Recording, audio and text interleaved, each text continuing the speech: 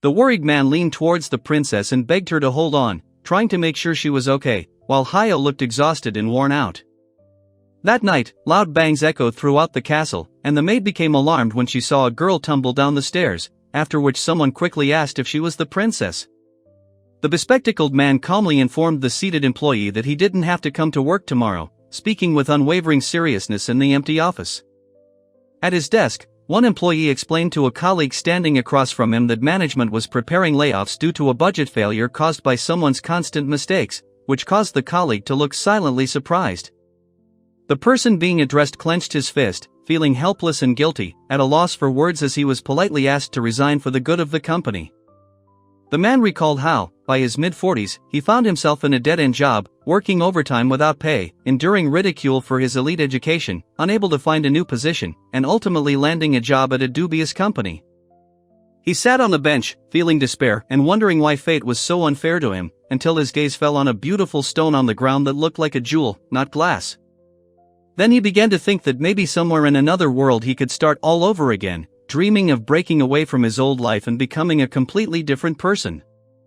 A sudden flash of light blinded him, and he reflexively covered his eyes, shocked and disoriented by the sudden radiance. The man recoiled, amazed by the glowing crystal hovering nearby, and chuckled to himself, realizing that his desire to change his life had sounded too vague.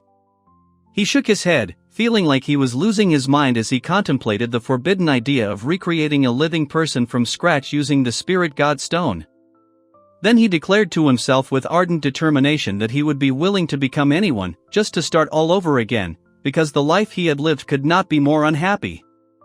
He was silent for a while, and then admitted that sending his soul into the next incarnation was not a bad idea, although it was questionable, since no one would know him there.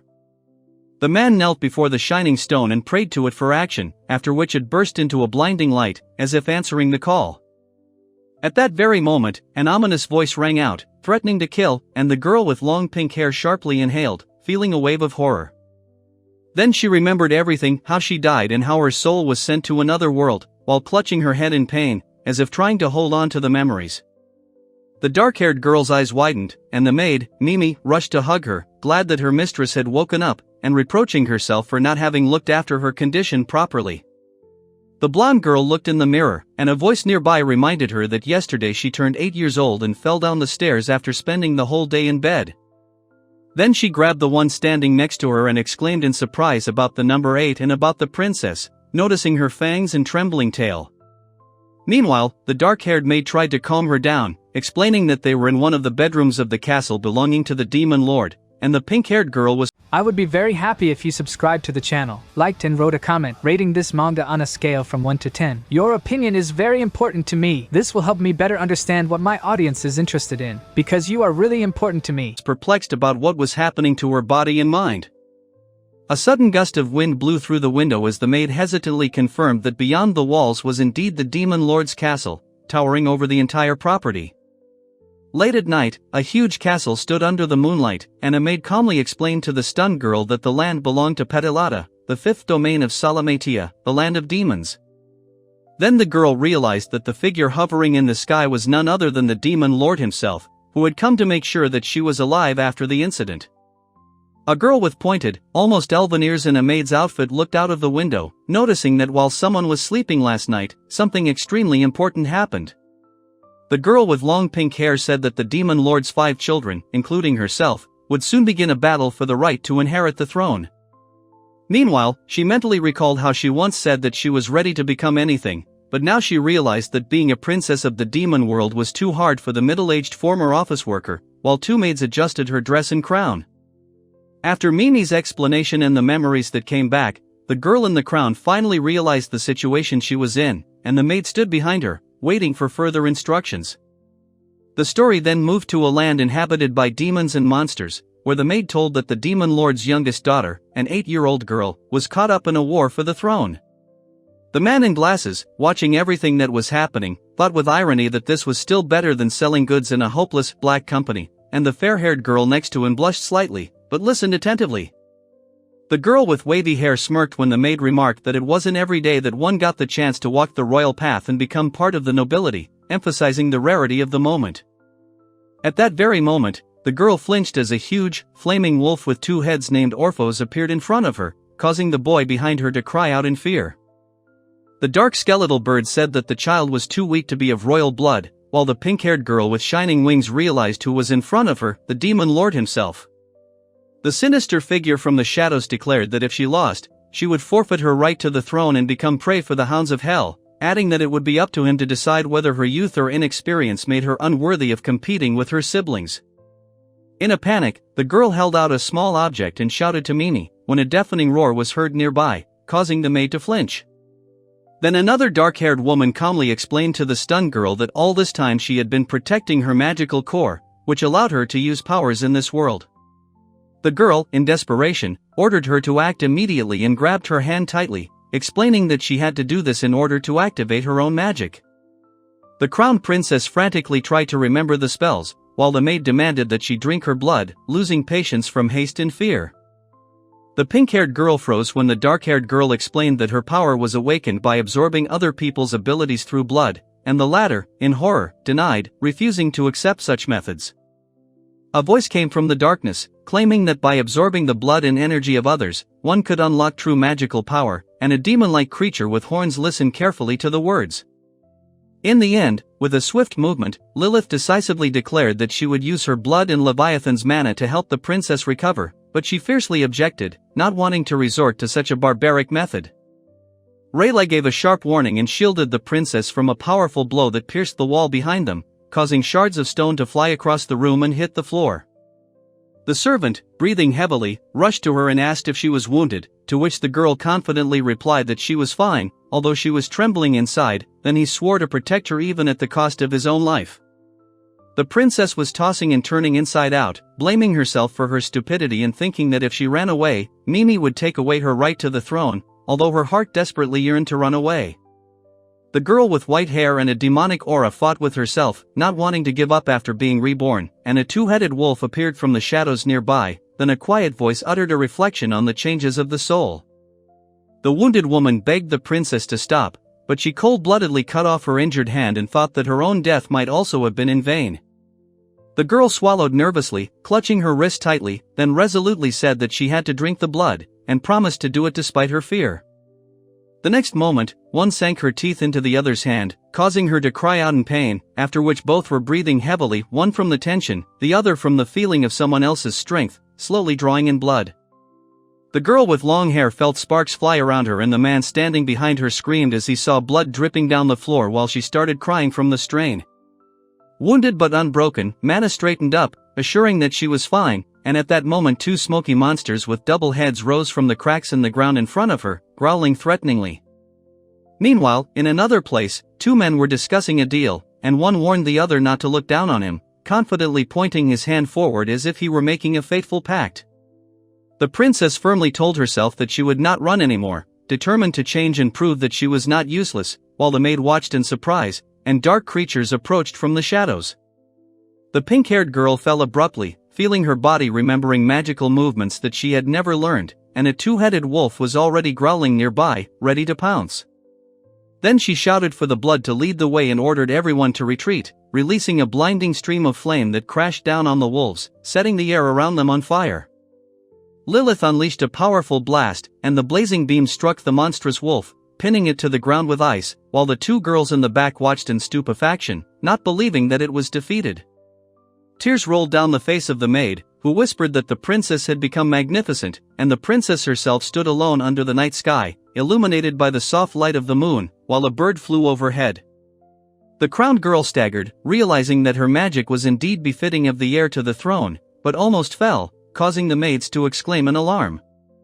A sudden splash in the water made one of them scream, and the princess turned towards the source of the sound, realizing that something had happened in the garden.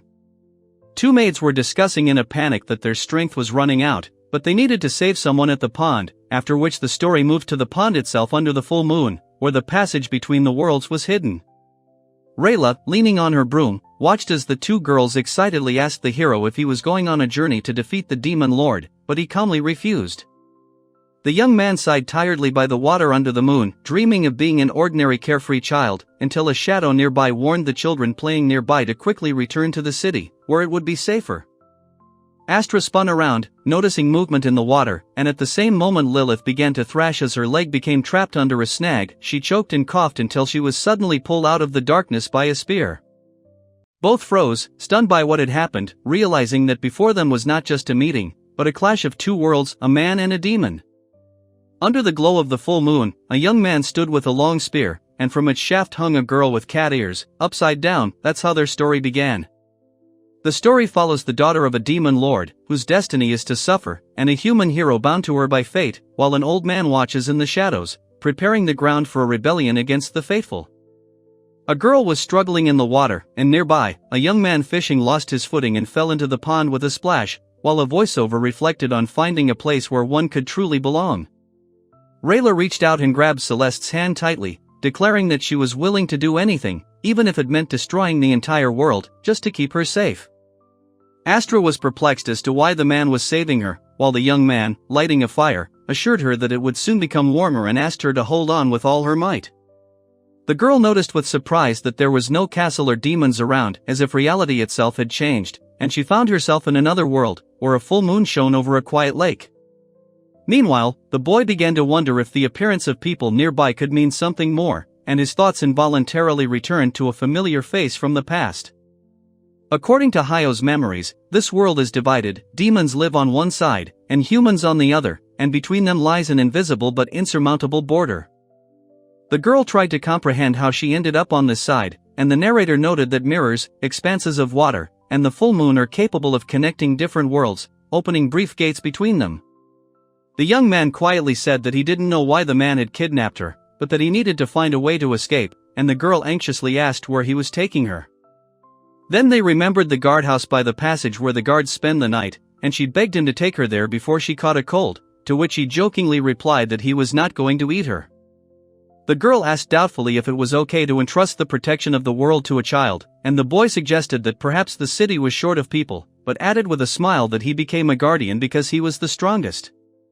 He finally introduced himself as Ernest, the hero of humanity, explaining that he had become a gatekeeper only because no one else wanted to take on the burden, which surprised his interlocutor. The girl with horns suddenly realized that if there was a demon lord, then humans should have their own hero, while the man calmly played a role-playing game, and the princess in the crown whispered fearfully that they would be killed. The blonde girl then introduced herself as Hayo, denying her royal origins, claiming that she was a simple girl despite the luxurious robe and crown. Rayla gently assured her that she would not harm her, whoever she was, and admitted that she never sought to fight the demons or their lord as they both caught their breath. After a short respite, the young man with the spear announced that they had arrived, and a small stone house appeared ahead, hidden among the dense forest. Rayla and the girl entered an old, dilapidated room. The girl noted with disgust how terrible everything looked, and Rayla told her not to worry, promising to make a fire, while a bat nearby in the dim light whispered princess to her. The young man calmly explained that only members of the royal family were capable of subjugating lesser demons, reminding her how he had previously called her a princess and adding that this proved her origin, while she silently looked away. A girl with long pink hair tried in vain to silence a squeaking toy, while a cat standing nearby lazily noted that she now had a guide and a conductor through the gate that would not allow her to get wet. The princess thoughtfully noted that the young man, despite his title of hero, showed no hostility towards demons, and he himself sat quietly on a bench nearby, immersed in his thoughts. Meanwhile, Lilith was wondering if it was possible to use one of the people as a pawn, and Dragos was examining the old flint, deciding that the guy was either naive or too kind, since the locals seemed to be using him without a twinge of conscience. The young man hesitated briefly, but then agreed to use magic, and a little girl nearby explained that his power was definitely of a heroic level. He did not need any formulas or spells.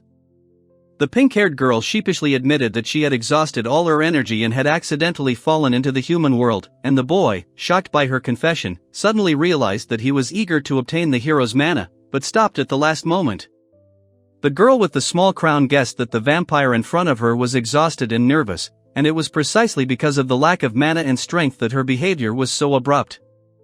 The young man extended his hand, offering her his blood, and the tiny figure in the gothic dress accepted without hesitation, while the other girl carefully opened the door, watching what was happening in surprise.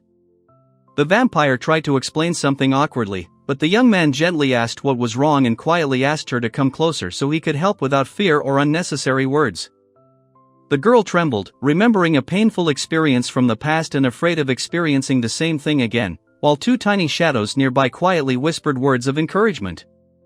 Raylo patiently allowed her to continue for the sake of transferring the hero's mana, while Lilith, angry, resented being treated like a child, imagining that he was holding her in his arms, and indignantly pushed the thought away. Reno flinched as the girl suddenly sank her teeth into his neck, and then silently endured, feeling her breathing deepen until suddenly his eye flew open with a surge of inner strength. Rayla felt the mana of exceptional quality emanate from his body and noted its refined taste with mild admiration, while Reno wearily asked if she was finally finished. Celeste thanked him for his full restoration, and then offered to direct the remaining energy to her, causing the young man to look at her with slight surprise and think about her request. The girl explained to a young man named Rene that in the demonic lands the children of the Overlord were fighting for the inheritance of the throne, and he, smiling slightly, said that they could simply call him Rene. The boy admitted that his magic was still weak and depended on the support of others, while the younger girl, crossing her arms, declared that even though she was the youngest, she did not intend to give in. The girl with short hair fervently asked the hero to share his power, calling him a savior and assuring that without him they would not win this battle. The girl recoiled, stunned by the words, and the young man, sitting down on a bench, said that he was afraid of meeting the demons under the power of her brothers and sisters. Rayla replied with irritation that she had no intention of being the hero destined to kill the demon lord, as she was tired of the townspeople forcing that role on her entire life. The girl looked at him in surprise when he calmly said that he did not hate demons, because the destruction of their lord would upset the balance of the world and leave many people without work, dependent on the existence of darkness. The young man sat quietly by the fireplace, watching the flickering firelight, and reflected that no one thought about the consequences of their decisions. He didn't want anyone to determine his fate but himself. Then he confessed that he no longer wanted to be a hero, tired of others' expectations and the weight of the legend they forced upon him. The girl next to him froze in disbelief, unable to understand how he could turn his back on his destiny. Rayla raised her head and passionately declared that she dreamed of a world where demons and humans could coexist without destroying each other. She added that she wanted to achieve this through her own efforts, without relying on fate or ancient prophecies. The young woman angrily accused the young man, saying that not everyone can choose their own future, as such a luxury is only available to those protected by their surroundings. Her voice trembled, and he stood silent, stunned and confused. After a short pause, she sharply rejected his words, saying that these were not dreams, but pathetic excuses behind which he was hiding in order to avoid fighting the demon lord. The girl in the crown turned her back on him and said quietly that no matter what he wanted to become, he couldn't change who he was born to be. He lowered his gaze, leaning against the cold wall, and she exhaled with irritation and weariness. Somewhere in my memory, I heard the voice of a man who rudely called someone a disgrace to the family and reminded me of a failed education, like a scar that would never heal. A scene flashed before her eyes. The girl was standing in the office, listening to her boss say with icy calm that running away was useless, because the system required discipline, while her colleagues behind her back only smirked. Through her tears, she whispered that she felt the same pain as before, and the young man calmly replied that the desire to follow a dream did not mean that he was running away from his responsibilities. He reasoned that it is impossible to know whether you are doing the right thing until you try it yourself, and only after falls and mistakes can you understand whether it was worth it. Then Rayla asked Hayo what she would achieve by becoming the demon lord, and Hayo, looking at the floor in embarrassment, admitted that she didn't know, was trying to change, but was still searching for her purpose. The girl thought she couldn't openly oppose Rene, who spoke of his goals with such sincere determination.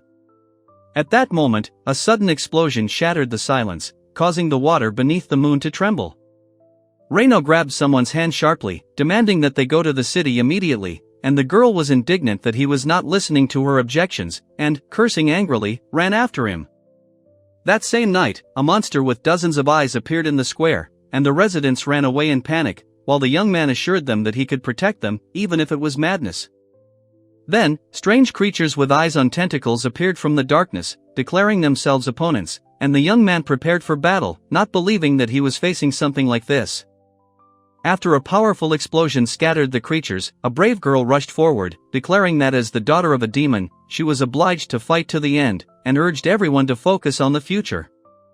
The next second, the warrior made a swift thrust with his spear, breaking through the enemy's barrier, and fearlessness was visible in his gaze as a fiery light illuminated the battlefield. The girl screamed that a new wave of shadows was approaching him, and the young man instantly turned and took a stance, preparing to meet the approaching evil. Rayla refused to back down, declaring that she now had the power of a hero and charged at her enemy with a furious cry, while the tiny bat frantically tugged at her cloak, as if trying to stop her. At that moment, the horned girl turned around at the sudden roar behind her and saw a short-haired man calmly watching the creature hovering above them, its shrill echoes piercing the night. Rayla ran up to Lilith and, seeing the blood, sank down next to her, worried. The girl looked up with difficulty, remembering how the uncontrollable surge of mana had thrown her to the ground and left a deep wound. Meanwhile, the young warrior furiously berated the culprit, demanding an explanation for why she had tortured the child. She apologized haltingly, insisting it was an accident, but his gaze only intensified the oppressive tension. Then the warrior, gritting his teeth, raised his weapon and brought it down with all his might on the swirling, multi-eyed shadows. Sparks of mana ran along the blade as he stepped forward, refusing to let fear take hold. With a battle cry, Rayla launched a mighty thrust, piercing a path through the darkness. His blade flared with energy and cleaved the enormous, monstrous figure, the impact shaking the earth. A bright flash illuminated everything around, and a moment later, silence fell. The girl breathed a sigh of relief when the young man next to her said that she and the city were now safe. Astra leaned over and asked if she was hurt, but she looked down and replied that she was fine, she was just useless. He then gently wiped the dust from her cheek and extended his hand, helping her up. Reynad ordered Celeste to warn the villagers to take cover, but an alarming rustling sound came from far away. Soon, an angry man attacked Ernest, accusing him of being absent during the attack, stunning Celeste. Rayla angrily accused his interlocutor of not destroying the demon lord immediately, claiming that the city would have suffered if he had delayed. Someone in the crowd then noticed that Rayla had just saved everyone and didn't understand what he was talking about. The wounded boy quietly said that he did not want to be a hero and let others decide for him, and the determined girl objected that it was his duty, because the fight between people and demons still continues. Then she defiantly declared that she would no longer exhaust herself for the sake of other people's expectations. Her words made the man behind her flinch, and the young man next to her looked up in surprise. The girl angrily poked Renee in the chest, accusing him and the others of merely hiding and watching instead of acting. She called them adults acting like children, feeling awkwardly ashamed for everyone. The young man looked at her in confusion, a bead of sweat trickling down his temple, and asked what was going on.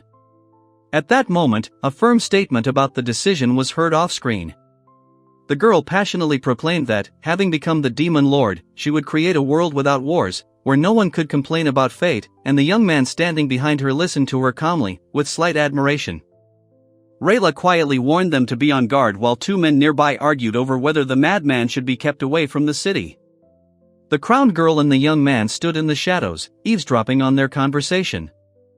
Rayla gently told Celeste that she would no longer have to fight alone, and she thanked him, acknowledging that he was the first one to stand up for her, promising to repay him with kindness if his words were sincere. Meanwhile, in another place, a young man with a bandaged hand sat alone and acknowledged that he was completely alone, while another world flashed by off-screen, a dim room littered with papers and illuminated by the light of two monitors. The girl with short blonde hair flushed in surprise when someone gently stroked her head. She admitted it was the first time she'd heard such kind words, and her eyes flickered slightly with emotion. At the edge of the forest, another figure, a girl with long hair and a confident smile, leaned against a tree, watching from afar and noting that she was doing better than expected. The girl, her gaze blazing, repeated that she would create a world where everyone would be at peace, and then no one would dare complain. The boy behind her replied flatly that he himself would become the demon lord. At this moment, a maid quietly knocked on the castle door, greeting the princess and offering to help her change. Outside, under a gloomy sky, bats circled above the towers, heralding further changes. The girl confidently declared that she was completely ready, and the man standing next to her was surprised to note how much she had changed. She now looked majestic, although she usually behaved rather briskly and boyishly. A few days after returning home, the pink-haired heroine complained that she couldn't cope with her thick hair, so the red-haired woman offered to help, easily managing her hair while the young owner awkwardly got used to her body. The next morning, the girl enjoyed a delicious breakfast, reflecting on how comfortable her life had become. Soon, the maid detailed her busy schedule: classes in magic, imperial etiquette, horseback riding, music, and history. The girl with fish-like features happily told me that lately everyone had been praising the young lady, saying that she had become a different person, and even the teachers were not stingy with compliments. The heroine smiled and admitted that she finally understood the true value of learning and the pleasure of discovering new things. The man nearby watched silently, while another figure nearby expressed joyful surprise at her words. In the morning, arriving an hour before the lesson began, the princess thanked her teacher for her visit, to which she replied that she was looking forward to the upcoming lesson and asked if the student had eaten anything extra since she was so energetic. The girl thoughtfully noted that she was truly fascinated by magical disciplines and political sciences, something she had been deprived of in her previous life. Someone nearby was quietly reading a book, occasionally nodding at her words.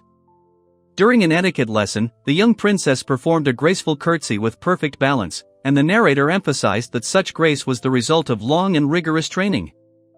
Late in the evening, by the light of the moon, she insisted on pouring the maid's tea herself, but she refused, asking the servant to do it, noting that the mistress should not bother.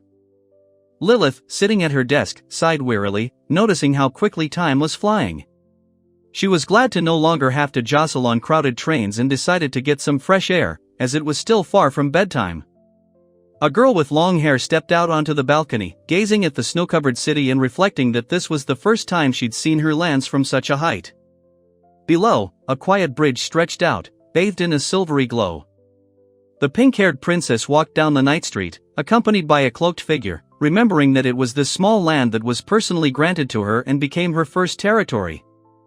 She thought that the peaceful coexistence of demons and humans seemed much more difficult than the destruction of one of the sides, but her companion noted that demons were also part of the balance of this world.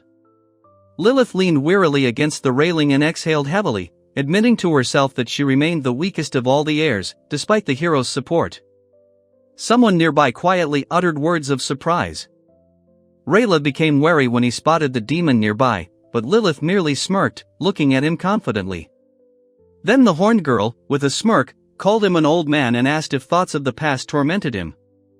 The princess involuntarily tensed, realizing her identity might have been revealed. The man opposite her narrowed his eyes predatorily, openly declaring that he had come here to kill her.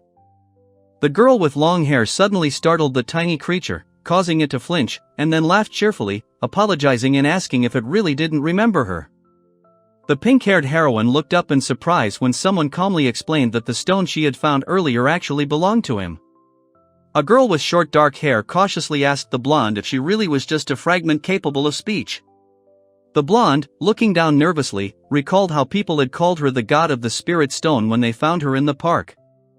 After a pause, the blonde quietly said that she belonged neither to humans nor to demons, and at that moment her hair gently swayed in the air, as if obeying the invisible breath of the world. The confident girl introduced herself as Od, an alchemist and wielder of the Philosopher's Stone. Her smile shone under the starry sky, reflected in the blue light of the stone, which shimmered softly in her palm.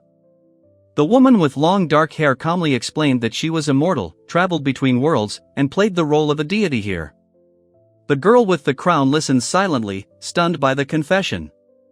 The princess was surprised to learn that the Philosopher's Stone could be blue, not red. Od, looking at her gently, explained that they came from different worlds and advised her not to be afraid to absorb the power completely. Then Lilith suggested exploring the city, now that they'd arrived, and the bat-winged girl blinked in surprise.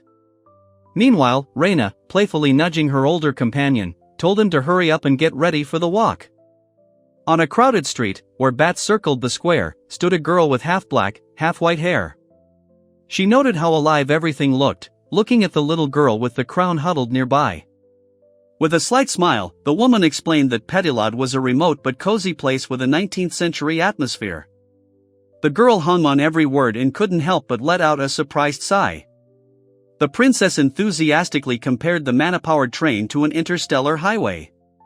Her companion explained that the demon lord's lands are divided into sectors, and the endless sky makes travel easy and safe. Later, two girls discussed the local taverns. One noted that despite the ban on alcohol sales, the establishments were thriving, and the blonde was surprised to learn that they weren't serving wine at all, but synthetic blood. The conversation revealed a curious detail: demon blood has a distinctive flavor, so artificial blood has become a popular substitute. One woman sheepishly admitted she thought it was tomato juice, prompting a laugh from her friend. Having tasted human blood, Lilith experienced mixed feelings, from disgust to a strange admiration. She understood why this product is considered a delicacy and why people often become victims for it. The robed girl wondered if the boy's status or his magic were the reason he was being shunned. The man with the eye patch mockingly teased her, while the woman with long hair merely remarked on his unnaturalness in the human world. Then Rayla slammed the book shut and explained that some people were able to wield magic due to their natural gifts, but others had to develop alchemy to compensate for their lack of power. Suddenly, one of the girls fell face forward, and her friend immediately ran up, anxiously asking if she was okay, not believing her attempt to say that everything was fine. The victim blinked in confusion, not understanding what had happened. The princess noticed a crack in her face with concern, and before she could help, she jerked her hand away, causing the crown to fall to the floor. Rayla quickly explained that she'd found the stone herself and hadn't noticed its fragility, but promised to fix it. However, Lilith sighed heavily, and at that very moment, her skin began to crack like porcelain, leaving Rayla speechless. Astra, gazing intently at the flask's glow, conducted an alchemical experiment and noted that the sensation was different from magic. Lilith watched with interest, acknowledging that alchemy truly could work miracles. Reino paused for a moment, then asked if a truly omnipotent force existed. The girl with the 2 buns of hair smiled, replying that omnipotence was a myth, and the difference between magic and alchemy lay in the way we understood the world. She continued that recreating a living person is the greatest taboo, as it interferes with the laws of nature. But, looking at him, she added that he himself is proof that the taboos have already been broken. The girl politely apologized to the little girl for the inconvenience, but she only smiled and offered to treat her to something sweet, mentioning a delicious berry pie that was worth trying. Both sat on the bench, happily devouring the delicacies. One exclaimed in delight at how delicious it was, while the other took a bite and, her eyes shining, called for everyone to join her. Rayla noted that pleasure wasn't her primary goal, as joy always concealed responsibility.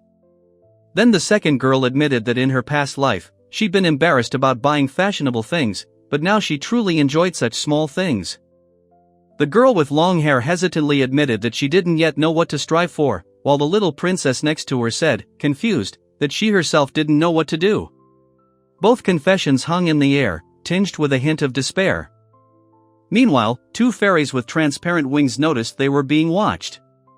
At the far table, 2 other figures, one wearing glasses, were whispering, discussing the fact that they were seeing real nymphs and marveling at Princess Pettilade's diminutive size.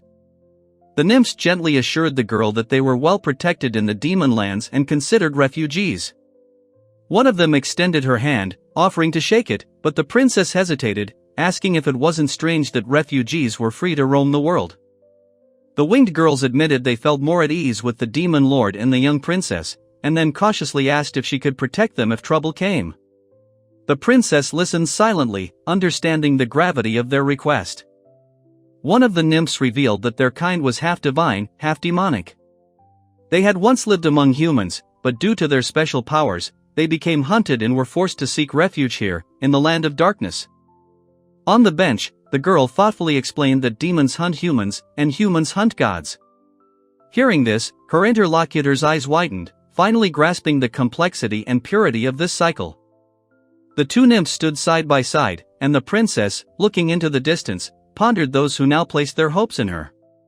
She decided that she must do something that only she could do, and not someone else in her place. Rayla stretched, smiling brightly, and Celeste, sitting next to her, looked at her warmly.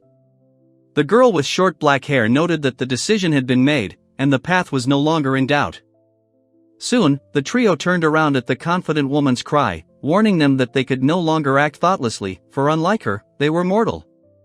With that, she leaped away, disappearing over the rooftops. One of the girls called out to the princess as she walked away, holding the hand of her younger companion.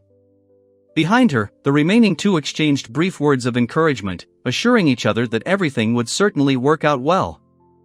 The princess walked thoughtfully along the alley and admitted to herself that she didn't yet know where she was going, but she felt an inner need to change the world in her own way, because she was the youngest and didn't fit into the usual order.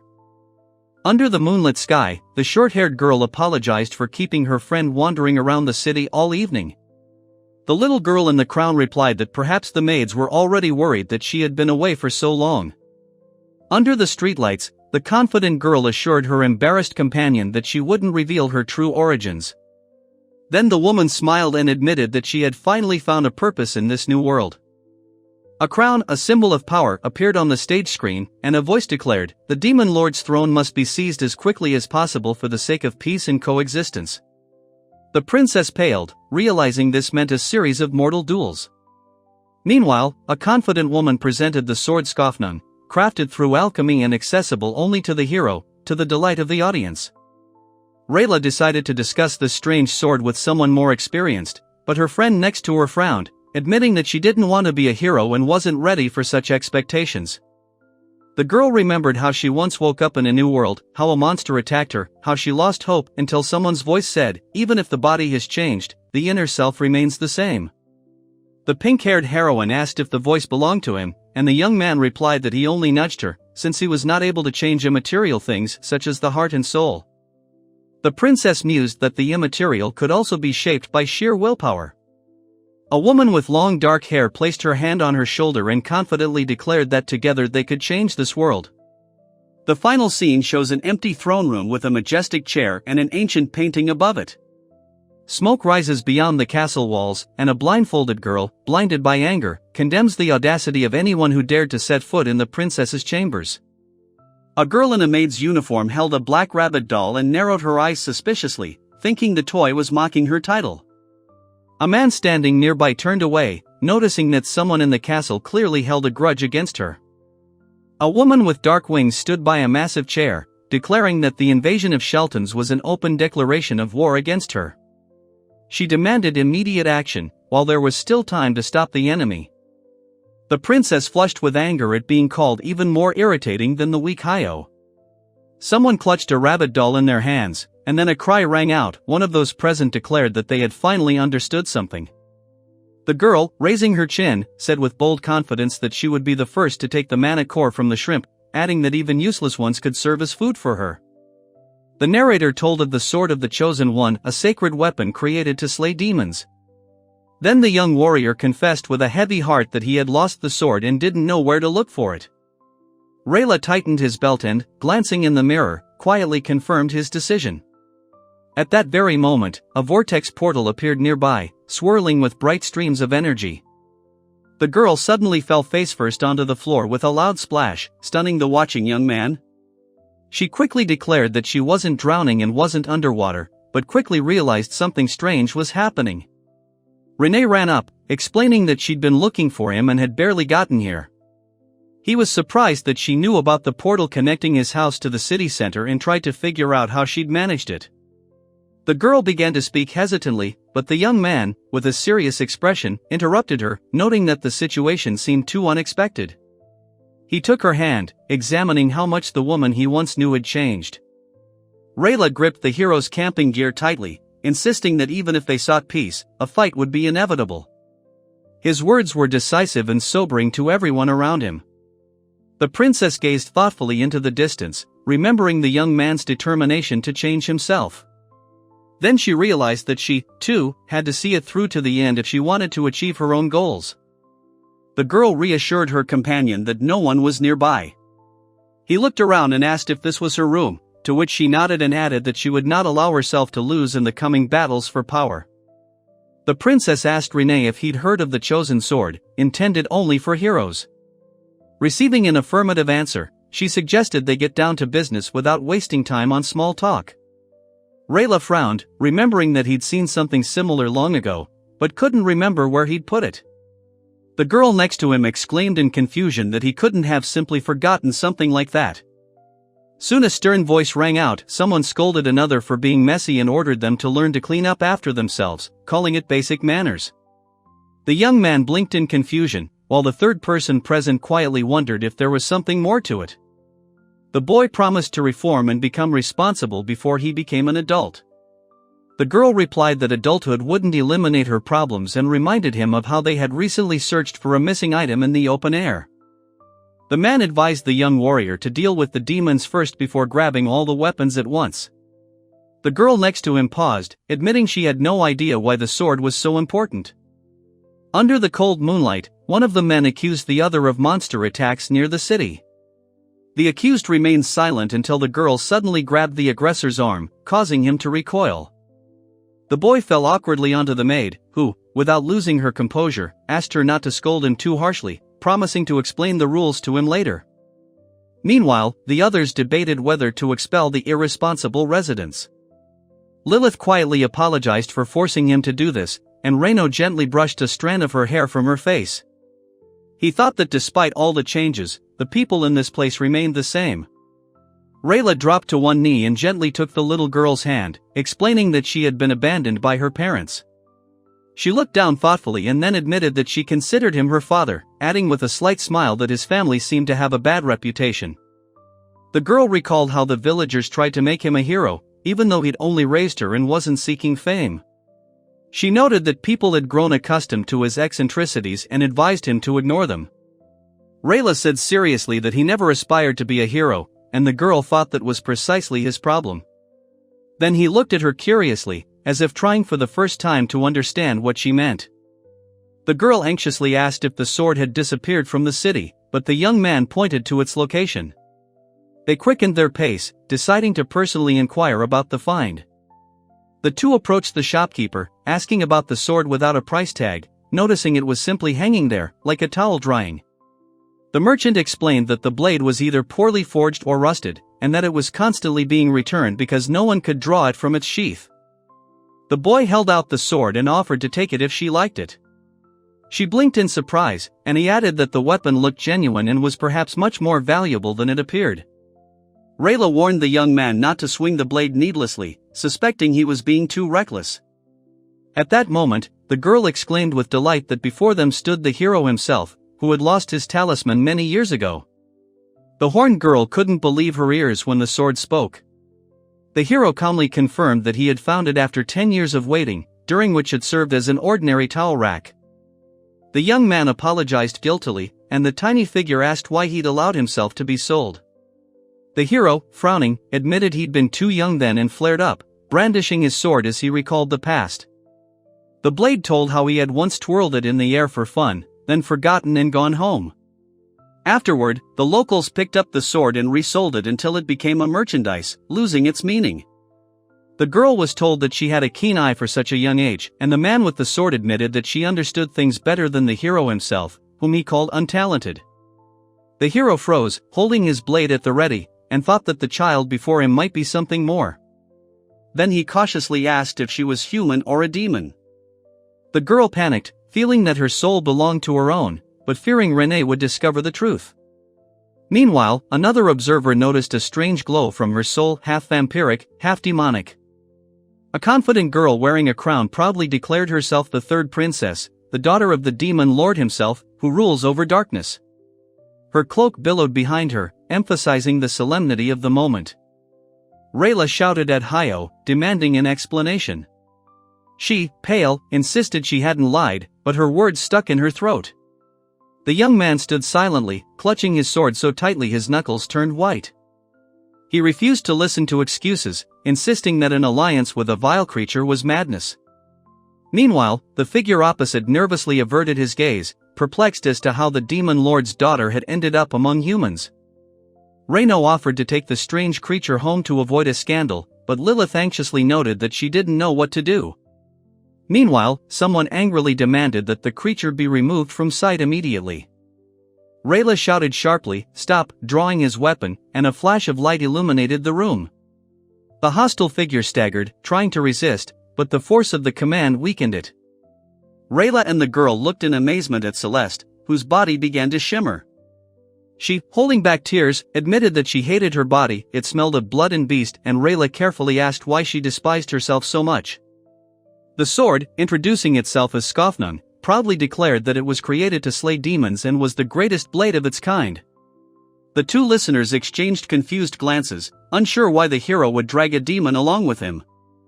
Reino apologized guiltily and asked the others to be understanding of Hayo, but Lilith dismissed this with annoyance, calling it nonsense.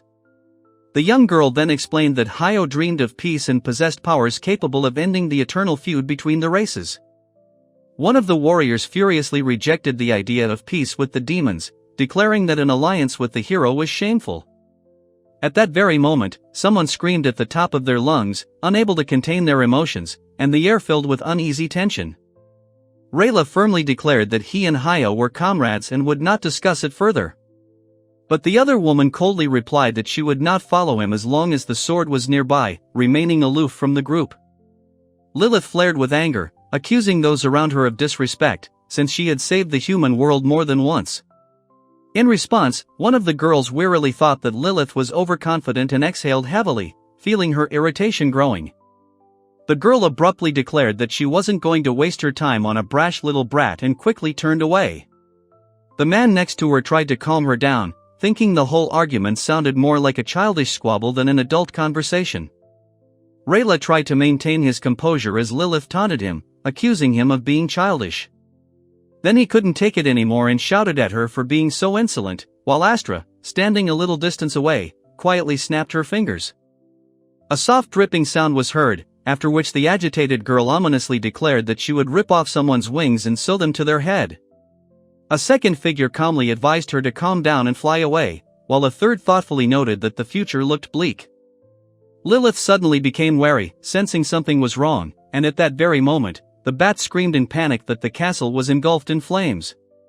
The group froze, stunned by the alarming news. The princess remembered the name Toka, Hayo's older sister, the demon lord's second eldest daughter, and ruler of the fourth region, Shounen. Her eyes widened as she realized that Toka was behind the attack.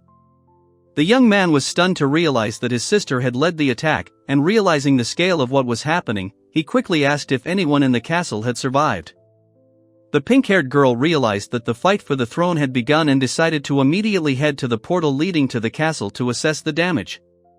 Reino grabbed the princess's arm and stopped her, warning her that it was too dangerous to return alone. She struggled, but he held her firmly, declaring that he would not let her die. Under the moonlight, they told her that the most important thing now was to survive, as chaos reigned after the attack. Returning would only deepen the panic among those still trying to protect her. The young man looked at the princess and told her that she must fulfill her duty, despite her fear. Then she clenched her fist, determined to face her strongest brothers and sisters, even if the outcome was already known. The girl gently told her comrade that everything would definitely work out, and the other, with a firm look, promised not to let him fight alone, sharing the risk and responsibility with him. Rayla recoiled in surprise when offered the chance to join forces and categorically refused, declaring he wouldn't fight alongside a demon. Then the two nearby confidently declared they were ready, they had the hero and his sword. Skofnung asked for help, but she didn't respond. Even when he asked again, she coldly refused, and only the others explained that it was all for the sake of saving the hero. Rayla grabbed the weapon, declaring that was enough. The blade flew from his hand and, whistling through the air, described an arc, flaring in a silver flash. The small creature ordered everyone to be led to the gate connecting the world with Shultens, promising that they could return and report to the others afterwards. The blonde woman standing nearby listened silently, her eyes filled with concern. Meanwhile, on the throne, another girl noticed that Hayo hadn't returned. The maid with the mirror assumed the threat had forced her to flee, vividly imagining the scene in the burning castle. A confident girl with fiery eyes declared that she would become the demon lord and make all her brothers and sisters bow their heads. A black cat nearby proudly arched its back and declared that it was the strongest here. A creak was heard behind the door, and a maid loudly announced Hayo-sama's arrival. At that very moment, a woman's booming laughter echoed from the next room, cheerfully calling the princess in. The young man and woman stood side by side when a servant announced that Toka would be arriving soon.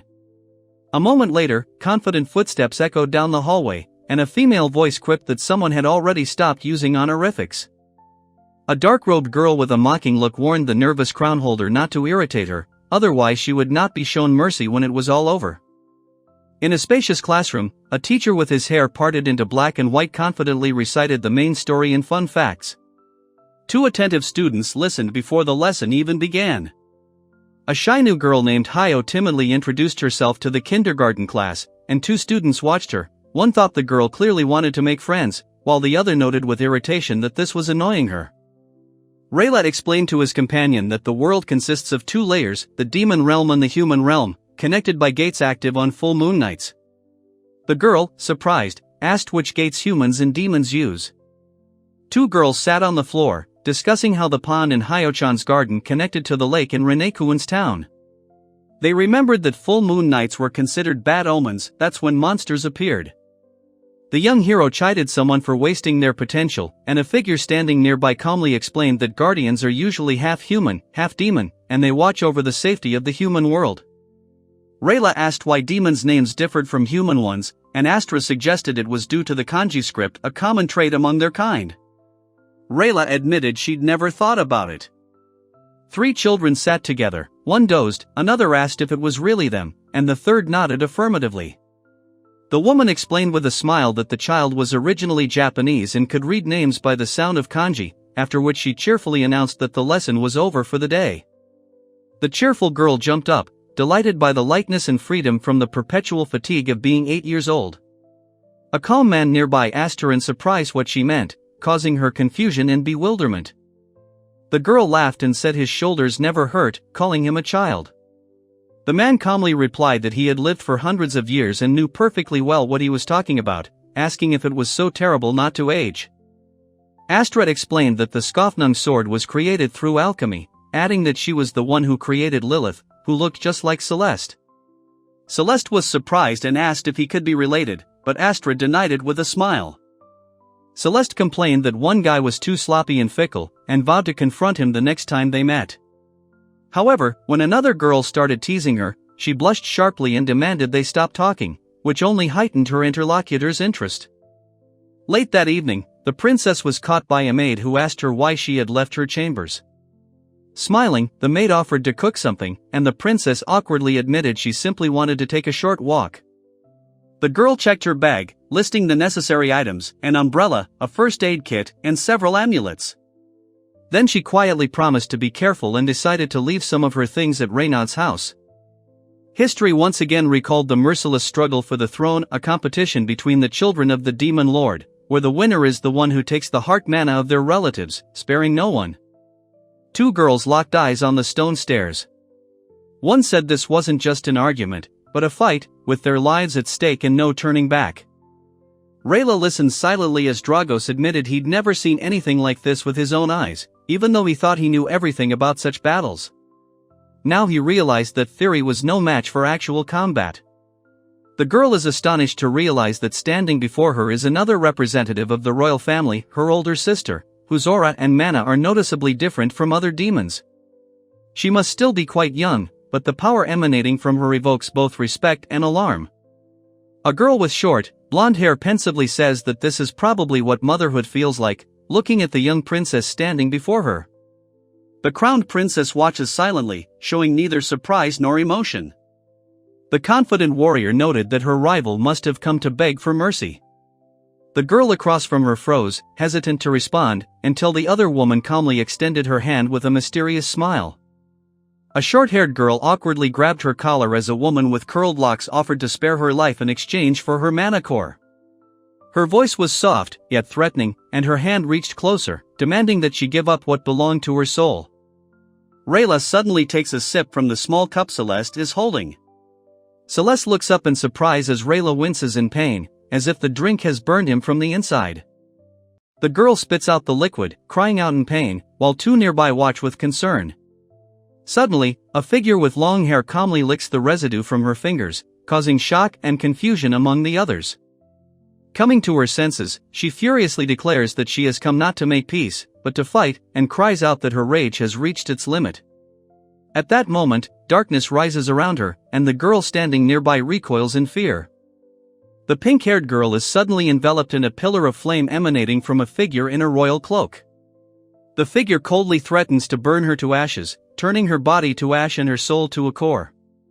The girl snaps her fingers and calmly explains that fire is Toka's special power, controlled by her emotions.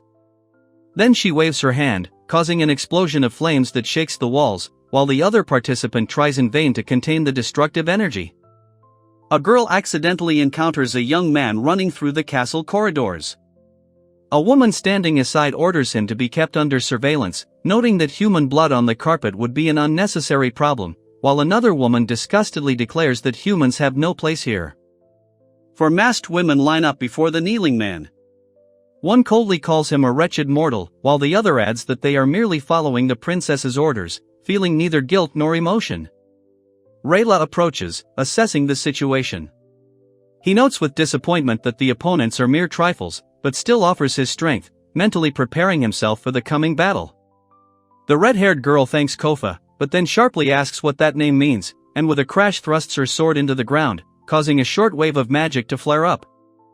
A girl in a maid's uniform insists that the long phrase needs to be shortened, otherwise it will be impossible to remember, and the young man standing next to him listens attentively, trying not to laugh.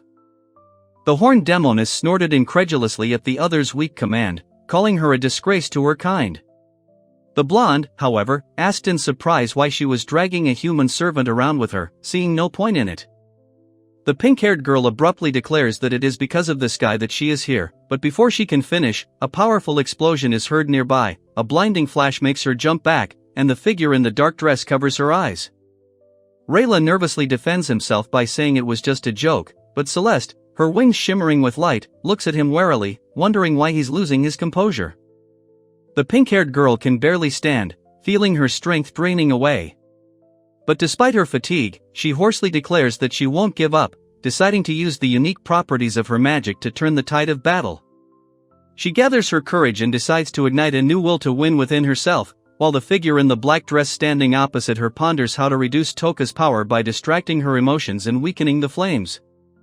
The girl abruptly demands action, despite the fear and pain, while the man next to her advises against trying to be an adult just yet, as being too harsh could ruin everything. Both look tense, knowing that the next mistake will be their last. Toka flinches when someone suddenly declares that these outfits don't suit her at all. Her eyes widen, and her lips tremble as if struck. The demon princess's pride is unaccustomed to such direct insults. Flaring with rage, she plunges her blade into her opponent and accuses him of never having warned her about the hatred behind her back. Then she adds sarcastically that it seems he's simply forcing them to work harder. The girl with the twin tails retorts sharply, her face flushed red with shame and anger. The other, watching from the side, calmly notes that the flames have dimmed, meaning the attack has succeeded and proved quite effective. Wounded but stubborn, the warrior refuses to listen to anyone's words, unwilling to admit weakness. Meanwhile, someone watching from the shadows mentally notes that Toki's confidence is merely a facade, as the true danger comes not from her, but from Hayo.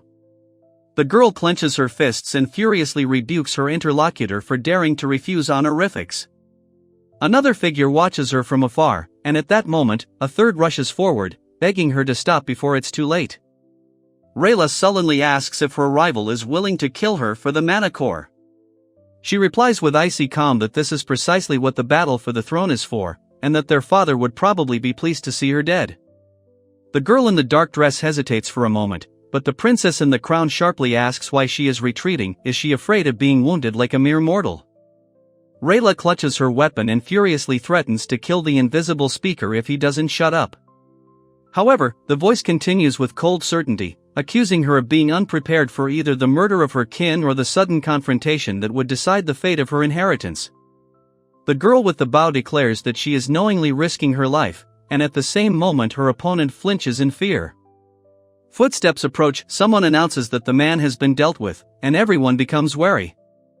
Rayla bursts into the room and breathes a sigh of relief upon seeing Renee alive, albeit with burns. He calmly announces that he dealt with the attackers himself, which leaves her both shocked and delighted.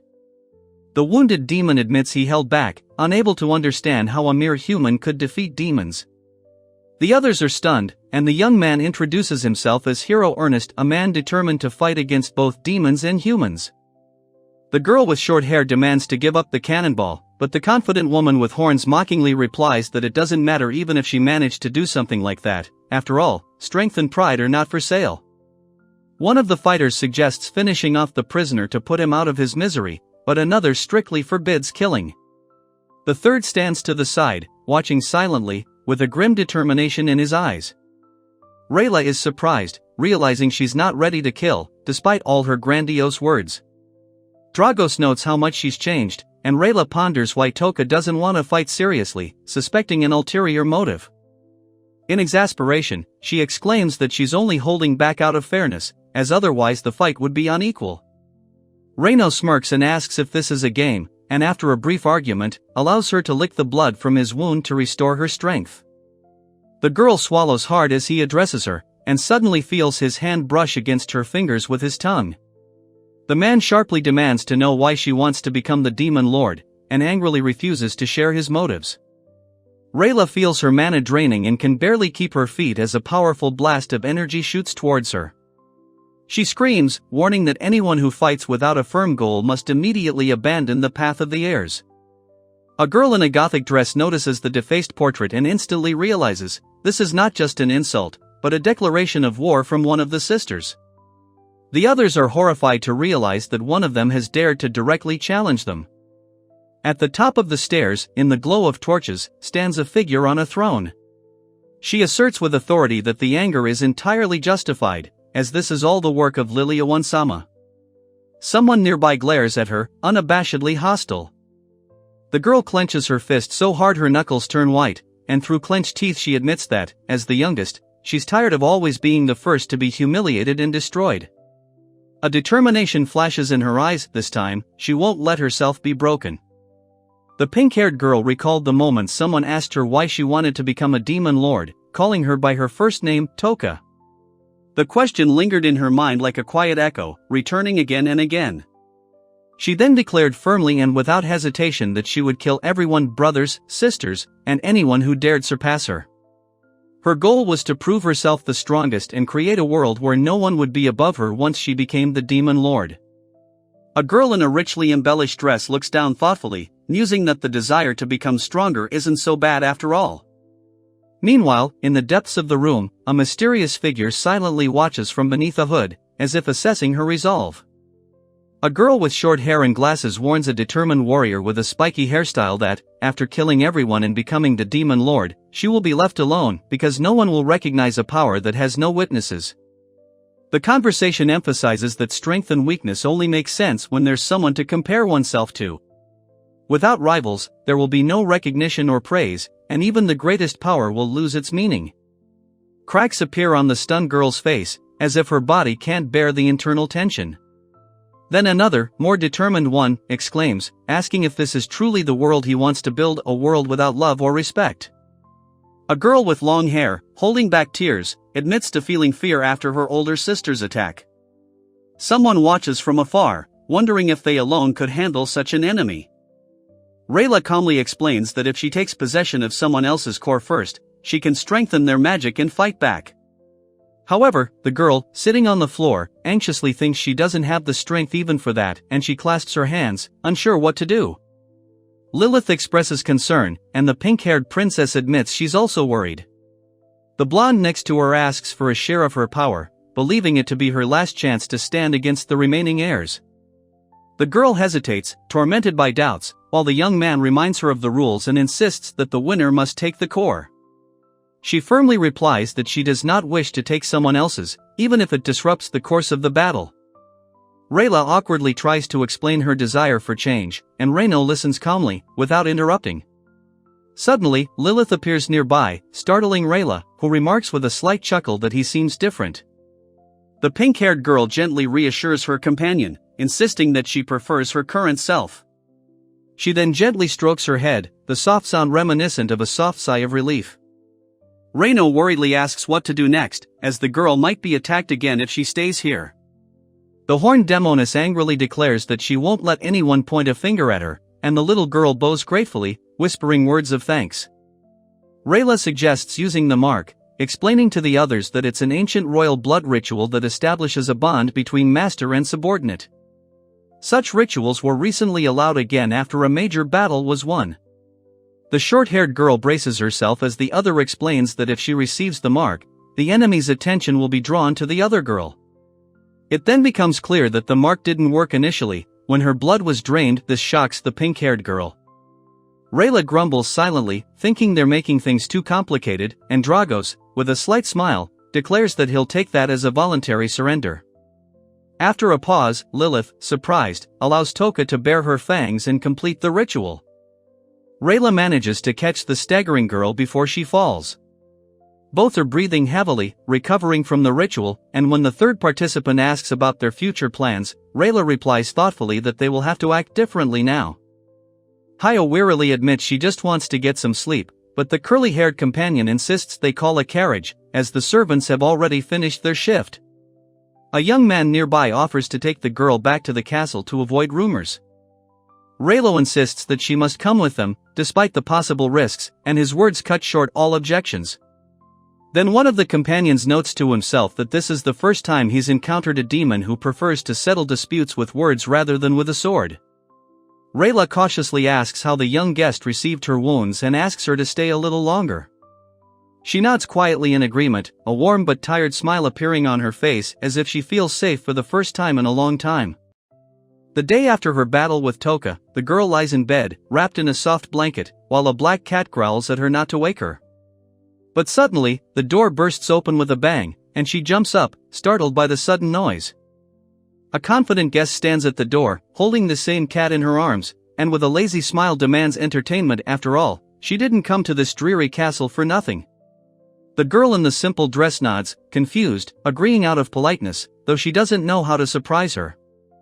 The pink-haired princess is surprised to hear that someone lives in this wing of the castle. A calm voice from the shadows replies that there was no need to mention it, as the furnishings already give it away. Lilith is slightly taken aback and asks if the reason is because he didn't want to be alone. The man sharply objects, declaring that there are no rules requiring him to be with her after the marking ceremony. The pink-haired girl flares up with anger and accuses her interlocutor of damaging the castle, insisting that the repairs are his fault. He raises his hands defensively, denying the accusations and claiming he had nothing to do with it. The girl with the crown abruptly declares that her feelings have nothing to do with loneliness or fear. On the contrary, she is confident, and the other participant in the conversation only awkwardly agrees. After a short pause, the princess decisively declares that it's time to get down to business. Lilith angrily declares that this room is hers and demands everyone leave. To prove her point, she sets fire to the curtains, which she dislikes, while Reina angrily complains that she is now forced to sleep in the tiny guest room, despite her high status. Rayla glances around, sarcastically criticizing the room's decor, and, spinning around, notices that her shoes are starting to get hot. She then decides to replace them with orange velvet ones, grumbling under her breath that at least they're not melting. She indignantly refuses to live in such a squalid space, crossing her arms and declaring that it's no wonder the children here grow up so wild. Bright draperies hang around her, lending a theatrical air to the scene. Rayla reflects on how her room used to be just a place to sleep, devoid of interest or comfort. Then she admits that if she'd taken her mind off battles, she could have been a normal girl her age, a little hot-tempered, but dreaming of sweet things. A memory shows her holding a doll. A girl happily shows off a shelf filled with stuffed animals, admiring their cuteness, while her friend frowns, throws one away, and grumbles that it looks like a strange ritual, not a hobby. Rayla watches in horror as the closet bursts into flames and panics as she tries to put it out. Lilith, standing to the side, comments that all the outfits inside are identical and declares the vanity to be hers alone, adding that Rayla is too young for makeup. The princess grumbles that there is nothing useful here except hair accessories, to which the second one reluctantly agrees, admitting that she is right about this, albeit with a slight doubt. Feeling hungry after cleaning, Rayla orders everyone to stop burning things and making a mess, then firmly declares it's time to order food. After a pause, she asks where the person who usually brings the lunches is. The girl with the crown perks up and says curiously that she would like to taste this man's blood, causing the other one, wrapped in a fur cape, to freeze in bewilderment. The pink-haired one pensively says that she's never tasted a hero's blood, having only ever had bottled blood. The other one nearly drops her goblet, shocked by such a frank admission. Raylo lies on the floor, exhausted and starving, while Lilith coldly declares that she only drinks blood for mana. She threatens to do it right now if the hero isn't brought, and at that moment, Celeste appears in the doorway, frozen in shock. A fight breaks out on the floor, two girls grapple, one growling, the other screaming, accusing her rival of selfishness and demanding an immediate end to this disgrace. The air fills with the chaotic clanking of furniture. Lilith orders her sister to sit down, but, failing to achieve this, she grabs her hand and roughly forces her to sit down. Then, with icy calm, she reminds her that, as the younger sister, she is obligated to obey, and that the elder's wishes are law for all. Toka suddenly freezes when someone sharply shouts her name. Confused, she tries to understand what's happening, but then another girl accuses her of using magic, suspecting that the very same mark that binds their destinies is to blame. The girl with short hair confidently demands the other to apologize for playing with fire. In response, the girl in the dress struggles to contain the power that suddenly flared within her, trying to regain control and bracing herself for what's to come. The princess angrily repeats her demand for an apology, adding the threat that her opponent will lose the ability to stand if she doesn't comply. Sitting on the floor, the girl, gritting her teeth, vows to one day avenge the humiliation she suffered. Lilith defiantly turns away and announces she's going to lunch, but Rayla sharply asks her to stop, clenching her fists in anger. A moment later, Lilith begins to tremble and hurriedly apologizes, admitting she acted selfishly, but Rayla coldly declares she won't listen. Soon, Rayla offers to share a room with her and promises to provide her with everything she needs. Feeling ashamed and humiliated, Rayla sits down on the floor and reluctantly accepts the offer, deciding it's better than being alone. As she enters, coughing, someone smirks at how amused she seems. Another voice sarcastically accuses her of flirting, but she flushes and insists it wasn't flirting, but an argument. Two girls hide behind a curtain, tensely debating whether it's human or something else. Then the stern woman calmly explains that while it may appear human, it's actually the embodiment of the hero's sword. Rayla can't believe such a dangerous creature was allowed to roam the castle freely. Celeste, however, cautiously explains that the sword is designed to destroy demons and advises against angering its owner, as she could kill with a single blow. Celeste then explains that the others remain hidden, as they won't be able to return to the human world until dawn. She warns them not to wander too far in this form, but the woman, with a confident smile, promises she won't do anything stupid. A girl with long hair tells her that Renaud is being harassed by another woman, and two listeners, shocked, immediately ask where he is now and why she is not next to him. In the hallway, one of the girls rushes forward, trying to stop someone, while a man asks who they are. The stone-faced woman insists on using honorifics for the princess, but the man smirks, asking if he can speak more simply.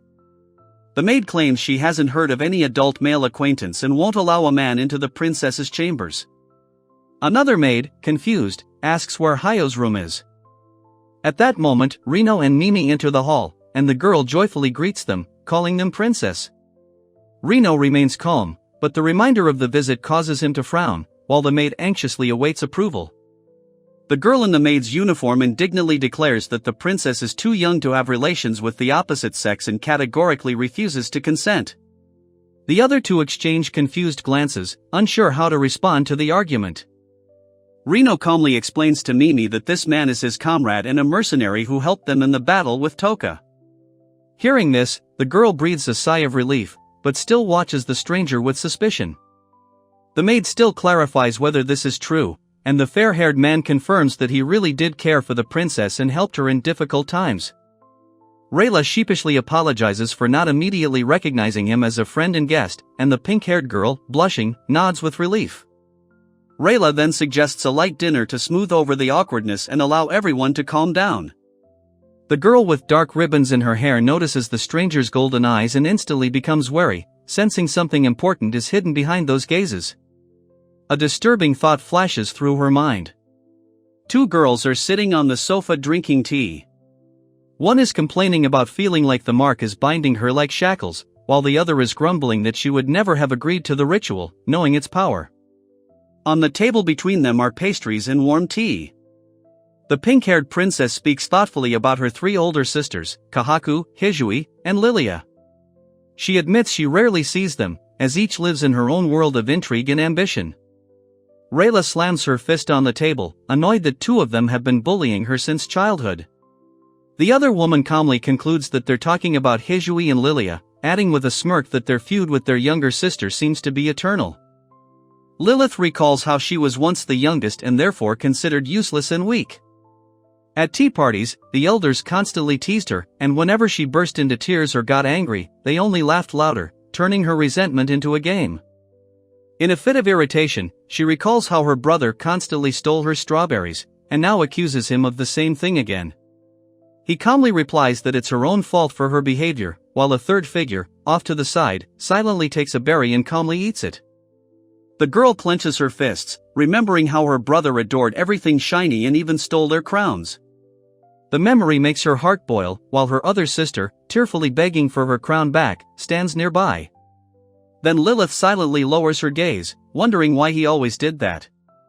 Later, Rayla discusses with her interlocutor that Toka is probably the most reasonable among them, while Lilia has a strange dislike for women, but is surprisingly protective of Hisui, showing gentleness towards him. The girl explains that the opponents remain in contact even after the battle for the inheritance begins. If one is attacked, the other will inevitably come to their aid, making it impossible to deal with them individually. Rayla ponders how siblings can simultaneously love and hate each other. Celeste merely nods, understanding why Rayla had previously failed to understand these complex feelings, where friendship coexists with hostility. She claims that siblings are destined to kill each other for the throne, and he admits that as an only child he never understood this, but still thinks it's even better this way, less suffering.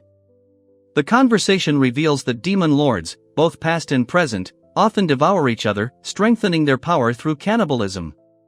While this seems pointless, one participant insists it has a deeper meaning. Rayla firmly declares that she will not allow anyone's life to be in vain. Her interlocutor becomes thoughtful, recalling Hayo's battle with his siblings and the price each had already paid for power. She sighs heavily, feeling helpless, and he calmly says he won't change his mind and warns, history always repeats itself. He says this with the confidence of someone who has witnessed similar bloody cycles many times. The pink-haired princess confidently replies that even the smallest action can change everything, just as the flapping of a butterfly's wing can cause a storm. She adds that their steps have already begun to create waves of change. The conversation returns to tactics again. Someone suggests attacking Hisui if Toka agrees to an alliance. Another participant, slightly embarrassed, apologizes for the interruption and expresses a timid but sincere hope for success. The girl perks up and declares she's ready to help destroy the elves, as she's been angry at them for a long time. The others are amazed by her determination, especially after learning that a vampire can survive without constantly drinking blood. Rayla explains that Hayo's power comes from her own blood, which is laced with magical poison. Thanks to this, the princess is able to manipulate both the blood and the poisonous currents, turning them into weapons. A little girl watches as a raven circles above them, its wings flapping loudly, while beneath it, a bat squawks and flutters helplessly. The raven suddenly soars upward, leaving behind silence and a faint trail of feathers. The girl panics and tries to stop the tiny black creature, but it breaks free, while two others watch from behind the wall. One recognizes it as Hayo's familiar, while the other, narrowing his eyes, watches with curiosity. A girl with long hair abruptly points to the creature behind the crowned figure and claims it's Hisuiani-Isama's familiar. The scene escalates, and everyone freezes, aware of the potential intrusion. A princess in a ceremonial gown screams in fear as someone sinks fangs into her neck. She realizes she's about to be marked with blood and desperately tries to break free, feeling the alien energy awakening within her.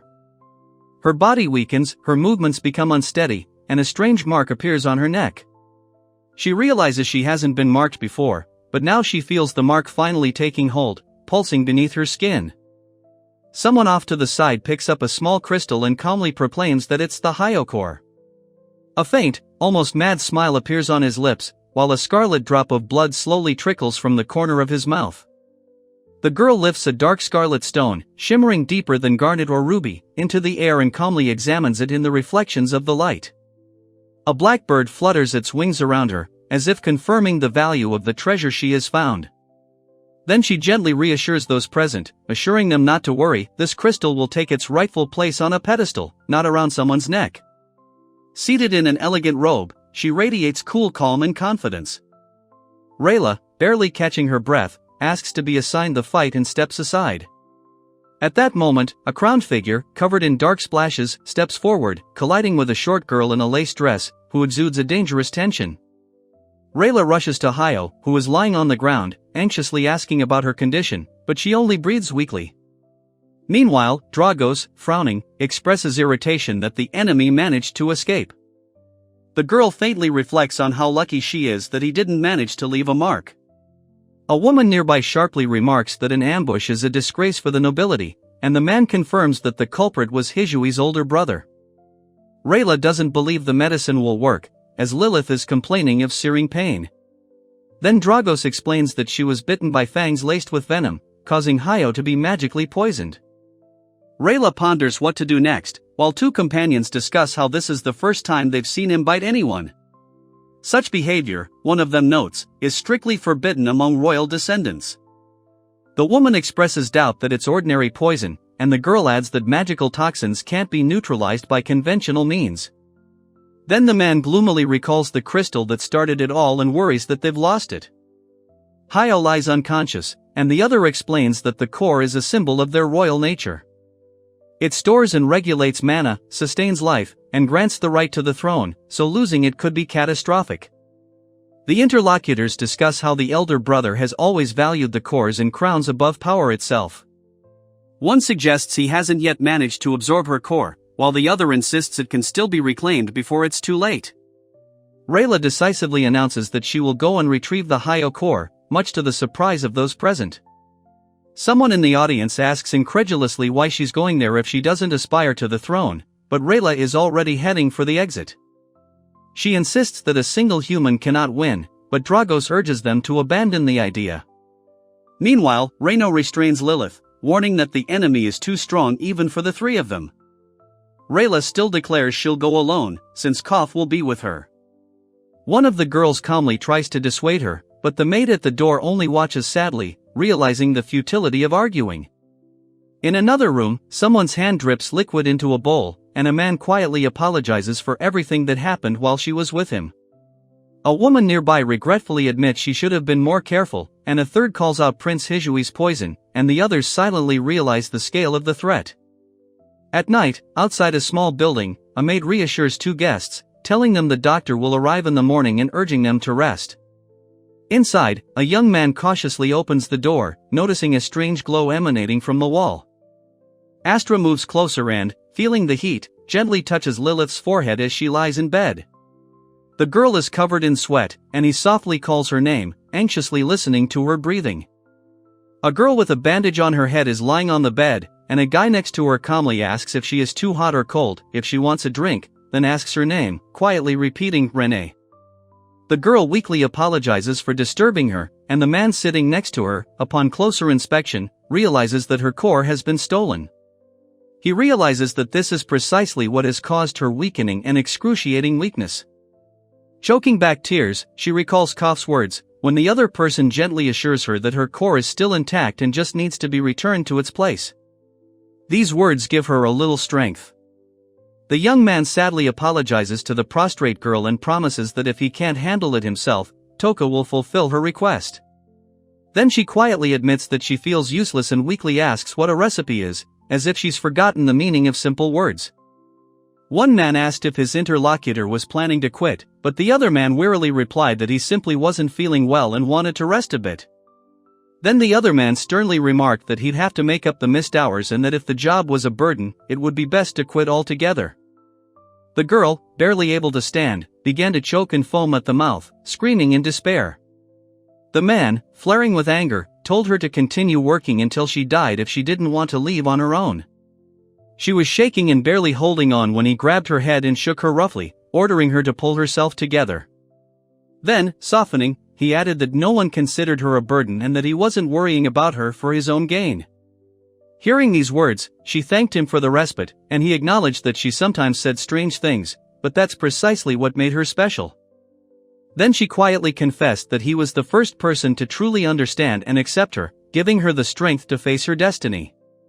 In response, he said he couldn't cope without her and that she was truly irreplaceable. At that moment, a confident woman burst into the room, loudly asking where the patient was. 3 people turned around, stunned by her appearance and unexpected audacity. Rayla frowned, noticing that the man who entered was clearly not the doctor they were expecting. Someone present sympathized with her painful story and turned toward the door, where the sound of footsteps came from. The woman introduced herself as OD, explaining that she had arrived to replace a doctor whose carriage had become stuck.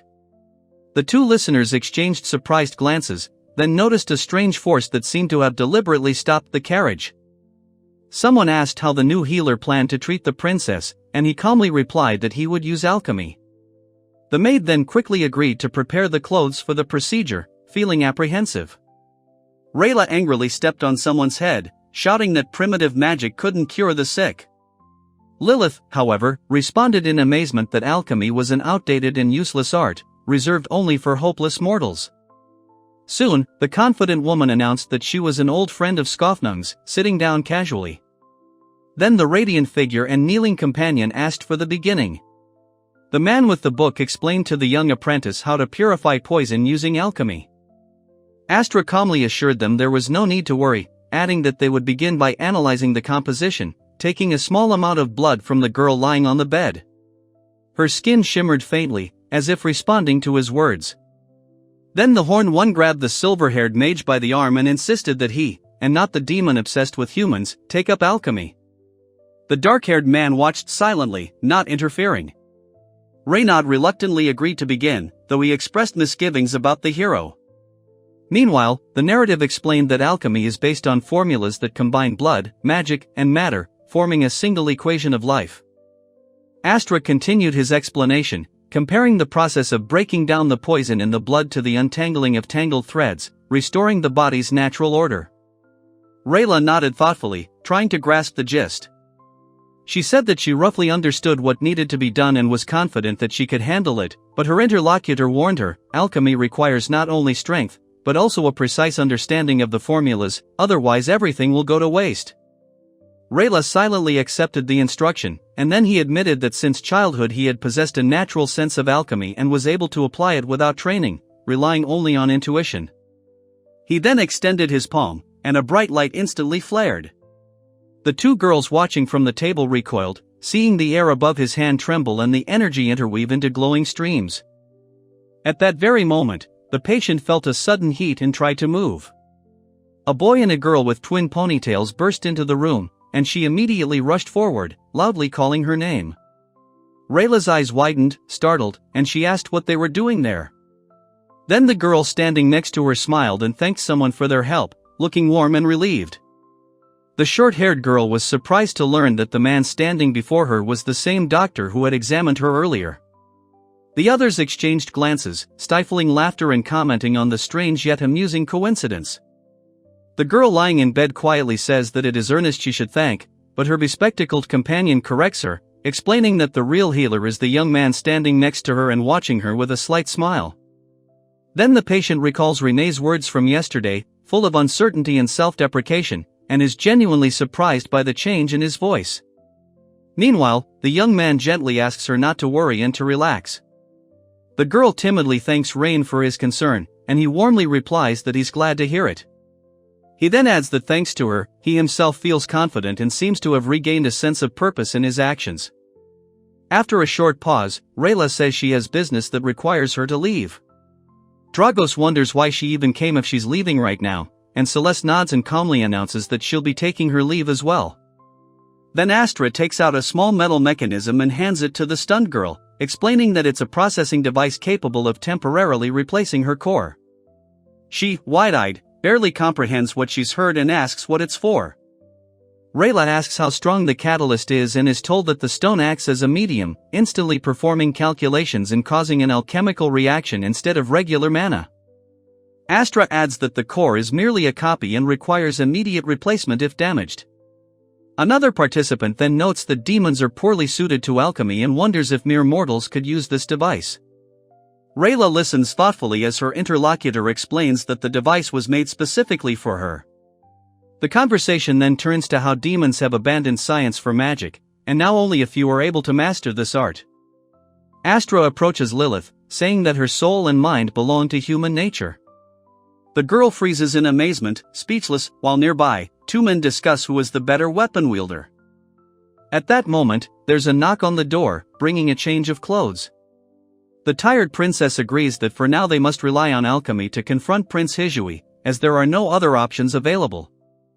The girl breaks down and cries loudly, and the man offers to go outside so she can change.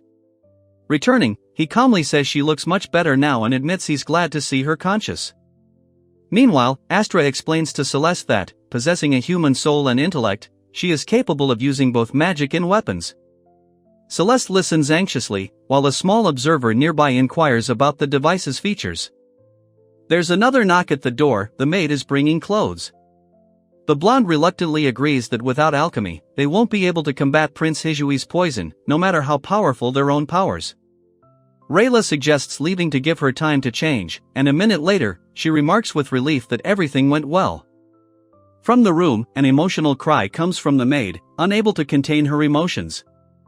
Afterwards, Rayla calls out to someone, only to discover that they've vanished without a trace. A boy nearby is confused, and then Rayla asks if he has a stomachache and, noticing his strange behavior, says with a slight smile that he looks out of place. A girl with long pink hair suddenly immerses herself in memories of her creator, thrilled at the thought of meeting her again. The two people standing nearby exchange glances, unsure of whom she's talking about. Then the pink-haired girl notices that the demon lord is older than she is, and can't comprehend the magnitude of this revelation. The shining figure explains that he passed his offspring on to the heroes so that they could one day defeat him. Suddenly, a scream rings out. One of the girls shouts Toki's name as the other rushes forward. A man in a cloak appears in the doorway, stunning both women. A woman in a crown abruptly grabs a maid by the collar and insistently asks where her younger sisters are. In response, the maid spits contemptuously on the floor, instantly causing disgust among those present. The princess accuses the maid of insolence and declares that if the master is stupid, then the servants are no better. The girl, frightened, refuses to answer, but the crowned figure grabs her by the shoulders, and a voice from behind her shouts, demanding that she stop. Two girls in lavish gowns exchanged sharp words. One mockingly remarked that another fool had arrived, while the other condemned the shameful attack on a defenseless servant. Their gazes met, and the air between them seemed to sparkle with hidden hostility. Rayla sarcastically mocked her opponent, reminding her that she had been defeated by her younger sister and now lived like a tamed animal. In response, her interlocutor clenched her fists but remained silent, suppressing a burst of anger. The twin-tailed girl addressed Toka coldly, calling her the biggest disgrace of them all. Toka didn't respond, looking down, and then the other girl narrowed her eyes, as if trying to read the hidden emotions in her face. The self-assured figure bit her hand, watching the crimson blood trickle down her fingers, and sarcastically commented that someone had spared their opponent's life out of pity, not taking the core. A nearby figure suggested she simply give it to them.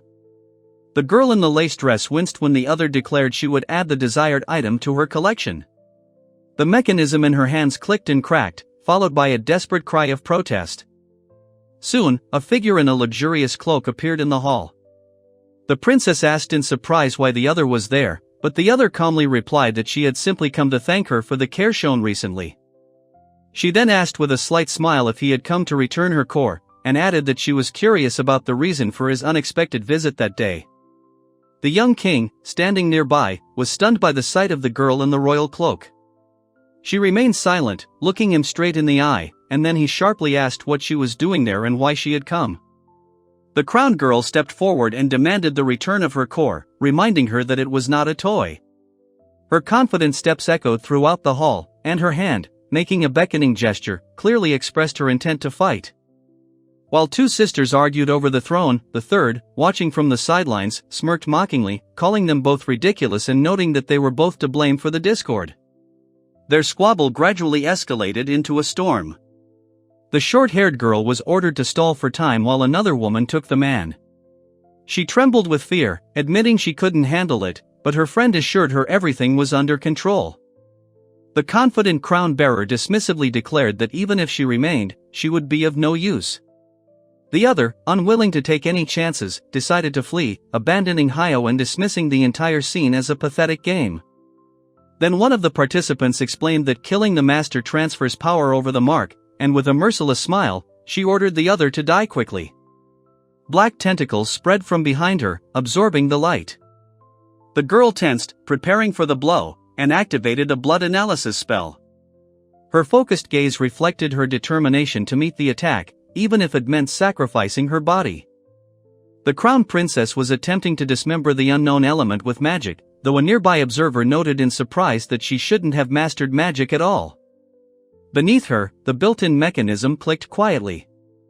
The girl mentally resolved to hold out until Renee arrived, noting that her opponent had a keen gaze but was unlikely to be able to penetrate her defense. At the same time, he acknowledged her skill, even if he called it a fake. The next moment, one of the girls, unabashedly delighted, asked to take a closer look at the item and, flapping her arms, soared upward.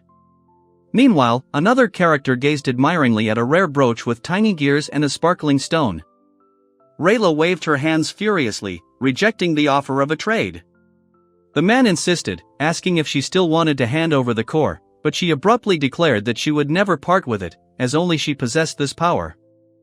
The crowned head insisted she wanted both options at once, calling her interlocutor selfish. He paused, concluded that the core had likely not yet been absorbed, and then reluctantly agreed to the deal. The young queen demanded the return of the core, declaring that without it she could not inherit the throne, and asked what she should give in return. The man in the crown calmly replied that she could take everything in his castle if she simply returned what belonged to her. One of the girls laughed mockingly, teasing her opponent for trying to bite her, calling it a pathetic attempt. In response, the other flared up in anger and desperately declared that she would not give up her cannonball, even if it meant fighting to the death. The cheerful figure in the sparkling crown enthusiastically announced that she wanted to add to her collection of jewels, as if what was happening was a game for her, and not a mortal combat. The girl was confused and weakly asked what all this was for, but immediately collapsed to the floor when the crowned head remarked with a smile that perhaps she was simply too young to understand the true charm of treasures. Then the determined contestant declared that her fate was at stake and she had no time for greed. At that very moment, someone's hand clutched the crown, and a voice in the shadows declared that for some, this battle was just another hunt for glittering stones. The girl cried out sharply that everything around her belonged to her, the lands, even their lives. She added that her helpless sisters needed protection, while the young man, who had been watching, stood in silence, unsure of how to respond. The crowned figure stated with cold-blooded confidence that she had always shown love and care, and even if she happened to steal, destroy or kill, she had no right to complain, such was her way. After this, the elder one sarcastically remarked to the younger one that if she was dissatisfied, she should have been born earlier.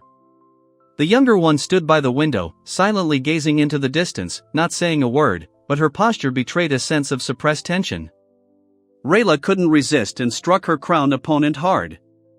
She cried out in pain, and scarlet blood spurted from her cut lip, showering the floor in marble drops. The girl, breathing heavily, accused her opponent of selfishness and madness, calling her a blind idiot. In response, the crowned one, still trembling, exclaimed that Rayla was simply oppressing her, taking advantage of her birth. Soon, the girl angrily turned to her brother, saying he was nothing more than an empty connection to her. She called him a useless dreamer and pointed her finger at him, as if erasing him from her life. The crowned head furiously ordered the younger one to be silent. The younger one, stunned by the scream, opened her eyes and instinctively retreated, unable to understand what she had done to deserve such hatred. At that moment, Astra stepped forward and intercepted the blow aimed at the crowned one. There was a clash of metal, and the attacker fell back, stunned, while the onlooking girl froze in amazement. The princess in the luxurious dress swung her hand with all her might, shouting a spell, but the other intercepted her blow and, smiling, exclaimed approvingly, as if this was just a warm-up before the real fight.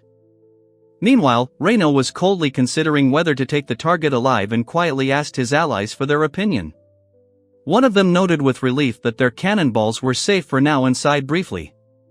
The young prince offered to cut off the thief's hands to stop the resistance, but those around him recoiled in horror. One of them quickly intervened, declaring they had not come to fight, and rushed forward, trying to prevent a massacre. The girl, noticing the flashing lights, screamed, and the one standing next to her, with a mischievous grin, replied that it was time to end the old feud, warning her brother to stay away if he valued his skin. The young woman in the crown, caught in the whirlpool of chaos, spun around and with a theatrical gesture declared capitulation, unable to withstand the intensity of what was happening. Reno frowned in displeasure, and the two girls exchanged confused glances. Then he calmly stated that he was completely surrounded, and one of them hesitantly asked if he really intended to surrender. The pink-haired girl wondered if they had given in too easily, but the short-haired girl, stroking her head, replied that it was better to give in with dignity than to lose the core in a humiliating fight. The girl then anxiously asked if he would become a demon lord if he surrendered. But he only smirked and called her a fool, explaining that those who are confident don't need confirmation of their actions. The girl in the crown calmly admitted she had never aspired to the throne and offered to keep everything as it had been after the match with Toka. The other hesitated, but then admitted she wanted to hold on to her core, even if it meant giving up her right of succession. The young aristocrat winced as the sharp sting left a mark on his arm, and the woman standing nearby expressed doubt about his intentions. Nevertheless, she agreed to a temporary truce, adding that after the mark, he would lose his claim anyway. Rayla asked if his core was safe, but he angrily refused to hand it over, knocking objects off the table. Lilith mockingly called him Hayo's dog and pointed out his fresh scar, which only angered him further. Then Rayla thoughtfully suggested that it would be better to avoid further confrontations, and the girl in the crown admitted that the end of the matter left a feeling of unease. The man merely quietly noted that not everything could be resolved with words. Suddenly, the girl turned to Renee for help, and he immediately agreed, but someone reminded him that he needed to cure the maids while the strange creature was biting them non-stop. The crowned head hesitated, suggesting that Hisui handle everything, but the man ordered Toka to keep an eye on him. She desperately begged him not to leave her alone, but the order was categorical. The girl in the tiara grinned and asked where the other girl's core had gone, to which the other girl turned pale, stumbling and addressing her with an uncertain "you," as if forgetting about rank. The crowned one sharply demanded an explanation, grabbing the slyly smiling young man by the collar. He answered evasively, while approaching footsteps echoed down the corridor, heightening the tension. Suddenly, the girl laughed, dismissing her opponent's words. The two women behind her exchanged puzzled glances when she confidently declared that she could give her core to anyone, even after surrender. Then someone asked if it had already been passed on to someone else, and the girl froze, her face reflecting a mixture of surprise and confusion. An uneasy pause hung in the air. Meanwhile, Lilith was humming carefree in the bathroom until a raven with a pendant in its beak knocked on the window. She extended her hand, and the bird took flight, splashing water across the room. The woman next to Hisui said incredulously that someone had dropped out of the competition early. She added that Hisui, as promised, had brought her something important. The little black rabbit with the bow tie watched as the girl felt as if mana was overflowing, filling her entire body from her fingertips to the top of her head, like a wave of living energy. Reynard pushed his way through the crowd of servants demanding that Lilith be brought immediately. She merely giggled cheerfully, taking her time, until the scene gave way to a view of the tall tower in Nosferatu, Salamisha's second domain. The girl said doubtfully, unsure if her older sister had absorbed her core. The two nearby giggled and asked who had even allowed it to be sent to Lilia without permission. Then one of them said their dream wasn't over yet, as their older sister would surely continue what they'd started. She revealed that during the battle for the throne, they'd sworn an oath to trust each other with the core in case of danger. The short-haired girl added that if one of them was on the brink of death, she would pass the core to the other so that she could complete their common task. Her interlocutor realized with surprise that this was a secret alliance. Meanwhile, the young man excitedly explained his plan to collect all 5 cores once his sister became a demon lord. The crowned one listened with fury, accusing him of greed and heading toward the castle. Soon 4 people appeared, one thanked them for waiting, another urged them to hurry before it was too late, and the other 2 nodded simultaneously, preparing for action. Lily entered with confidence and dignity, declaring that the bats that had accompanied them all this time were her long-lost younger sisters. The others looked at her with shock and disbelief, unable to believe the revelation. The woman greeted Hisui with a welcoming smile, acknowledging that she had obtained his core. At the same time, the man standing next to him felt the air compressed by the mana emanating from him, so powerful that his knees nearly buckled. The man then asked the woman what she intended to do with such power, but the other woman immediately accused him of bringing them here on purpose. The first calmly replied that she was now much closer to her dream and suggested getting rid of the bats that had brought him there. A woman with long, blonde hair declared that her desire was to wipe all women from the face of the earth. The younger woman, standing nearby, recoiled in horror, unable to believe such a mad plan. Then, her gaze shining with fanaticism, she declared that she would create an empire where she would be the only woman, a goddess in a harem worshipped by all. She embraced the crowned figure standing next to her, as if to cement her words. A decade before the start of the war for the throne, the princess joyfully announced the birth of a second prince, Hisui. The little boy smiled joyfully, declaring that he now had a younger brother, and clapped his hands. First Princess Lilia introduced herself softly, allowing herself to be addressed by the special title of Lilia-sama, causing the girl standing before her to freeze between admiration and embarrassment. She timidly tried to shorten the address to simply Lily, but the maid immediately tensed up, and the other, wearing a crown, irritably noted that such familiarity was unacceptable. The girl, trembling, confessed that she was happy to have a brother, but almost never saw the eldest prince. Behind the scenes, cheerful laughter and a voice reassured her that she was an important person in her own right. She then angrily described Hisui as a selfish and hot-tempered child, convinced he could get away with anything if he cried. Meanwhile, the boy, his cheeks puffed out, stamped his foot demonstratively. The princess angrily shouted at him, demanding that he call her Ine-sama, and the maids whispered to each other that he was behaving exactly like she had done as a child. Later, the girl heard a knock on the door and became wary, looking at the window, beyond which hung a gloomy crescent moon. The night's silence seemed unsettling and thick, like fog. The frightened little girl asked her sister Lil to let her sleep next to her, but she rudely ordered her to leave. Then the girl whispered that she was afraid her brother would come and kill her. Lil snorted, calling her cunning, but admitted that she felt uneasy herself. Lilith, lying in bed and staring at the ceiling, said they would have to fight if they wanted to become the next rulers. Her interlocutor, trembling, called it a terrifying thought and wondered what she was even doing there. A little while later, they lay down next to each other, and Lilith calmly said that only the demon lord could live freely, while the rest were doomed to struggle. In response, the other admitted that he feared this battle and did not want to be ruler. Then she smiled softly and suggested joining forces. There was warmth in her voice, and the man lying next to her quietly brushed away a tear, feeling hope for the first time. Under the starry sky, one of them thought it would be harder to lose together and vowed to live until the dream came true. Up close, their hands intertwined, and their eyes sparkled with determination to protect each other. A bird flew past the window, heralding the start of a new day. Two girls in crowns exchanged words about growing up and promised not to cry anymore, smiling with a hint of irony. In the dark room, Reino and Lilith calmly discussed their plan, confident of success. Reino sounded decisive, and Lilith, containing her excitement, nodded respectfully. When Rayla overheard the conversation about the harem, she and the two girls standing nearby simultaneously recoiled, exchanging glances. Laughter echoed in the distance, lending an almost frantic quality to the scene. Meanwhile, Celeste, smiling dreamily, confessed that she'd always wanted her own harem, men willing to obey her every desire. It was her most intimate confession, uttered almost with rapture. One of the girls accused Lilia of being obsessed with men and selfishly using magic, calling her behavior perverted.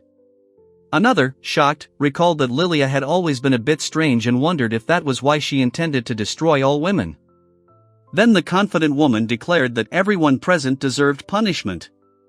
One embarrassed man admitted he didn't know how to handle such women, and the others, rolling their eyes, called two of them hopeless succubi and ordered them to stop their madness. A girl with long hair and a crown cracked her whip, accusing the others of mocking Hisui. Then the heel of her shoe struck the marble, and the air seemed to tremble with tension. Rayla, trembling, feared reprisal, and Lilith, clutching her whip and demanding that someone step forward, looked terrifying. The others exchanged glances, unsure whether her mana had strengthened or whether she was simply overcome with rage. Celeste suddenly accused Reynard and his companions of orchestrating the entire situation and luring them into a trap. After these words, she grabbed someone's hand, squeezing her fingers until they hurt.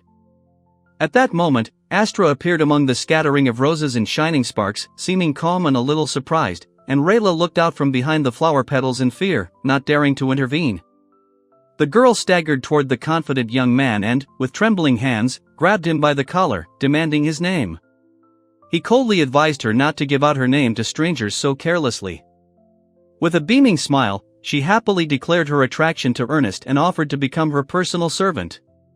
The two men standing nearby exchanged glances, unsure if they were serious, and noted with surprise her sudden boldness. Lilith mockingly remarked that he was wasting his energy looking after Hayo, but he, cupping her face in his hand, firmly replied that he had no intention of abandoning his duty. She, however, had a coquettish glint in her eyes, as if toying with his composure. Then Rayla confidently said that caring for Hayo was natural. After all, someone had to do it. Lilith hugged her, promising to look after her, though she admitted she considered it a waste of energy. The cat-eared woman mockingly warned the man to change sides before it was too late, while he held tightly to the golden-eyed girl, who blushed and looked away. Celeste, beaming with joy, declared that she usually kills people because of their weakness, but she trusts heroes, for, in her opinion, love transcends all differences. She urged everyone to stop worrying and simply enjoy the feelings. Rayla calmly added that relationships should be without distinction by race or species, but the small figure nearby reminded her of torture, causing the others to anxiously seek agreement on at least this. Lilith offered a lucrative deal, promising love in exchange for loyal service, assuring him that with her he wouldn't have to worry about food or money. The young man frowned silently, expressing irritation and weariness. He politely declined the queen's offer, explaining that he had business of his own to attend to. She sighed with mild disappointment, and the girl standing nearby breathed a sigh of relief. At that moment, René delivered a powerful kick, knocking his opponent to the ground. He cried out in pain, and a girl watching nearby screamed his name in panic. Reino, barely able to stand after the fight, scooped Lilith up, noting that she didn't seem to be giving up. His gaze mingled weariness and admiration for her stubbornness. She said with a hint of mockery that although he looked weak, he was resilient, and asked if he was angry that the woman had pinned him down. He blushed but chose to remain silent. Lilith leaned closer, whispering that she was a spoiled brat and wouldn't rest until she got what she wanted. Her voice held a level of brazenness comparable to Hijui's. A woman with long hair and sharp nails leaned toward the man and, with a predatory smile, declared that she would give him a special love bite. He felt a chill run through his body, and his heart began to beat faster. Suddenly, Astra sank her teeth into someone's neck, causing the victim to cry out in surprise. Two nearby girls screamed, begging her to stop, fearing that such a move could lead to disaster.